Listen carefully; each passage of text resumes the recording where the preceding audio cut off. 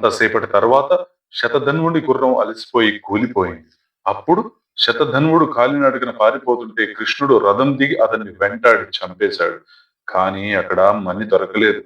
కృష్ణుడు తిరిగి వచ్చి అన్నాడు, అన్నా, శతధన్వుణ్ణి చంపాను కానీ అతని దగ్గర మణి లేదు అని. అప్పుడు బలరాముడు, కృష్ణ, నువ్వు మాయావివి అని తెలుసు, కానీ నీ అన్నతోనే మాయలు చేస్తావా? ధనం కోసం ఇంత దిగజారిన నీ మొహం చూడటం నాకు ఇష్టం లేదు అని కోపంతో అక్కడి నుండి వెళ్ళిపోయాడు. సొంత అన్నాదమ్ముల మధ్య కూడా ఈ మణి విభేదాలు తెచ్చింది. అర్థమవుతుందా ఈ మణి ఎంతటి ప్రమాదకరమో? కొంతకాలం తర్వాత ద్వారకలో ఒక విచిత్రం కనిపించింది. అక్రూరుడు ఎక్కడుంటే అక్కడ బంగారం కురుస్తోంది. కృష్ణుడు నిజాన్ని గ్రహించాడు. ఒకరోజు సభలో అక్రూరుని పిలిపించి అన్నాడు, అక్రూర మామయ్య, ఆ మణి నీ దగ్గరే ఉందని నాకు తెలుసు. నువ్వు పవిత్రుడివి, దాన్ని భరించే శక్తి నీకుంది.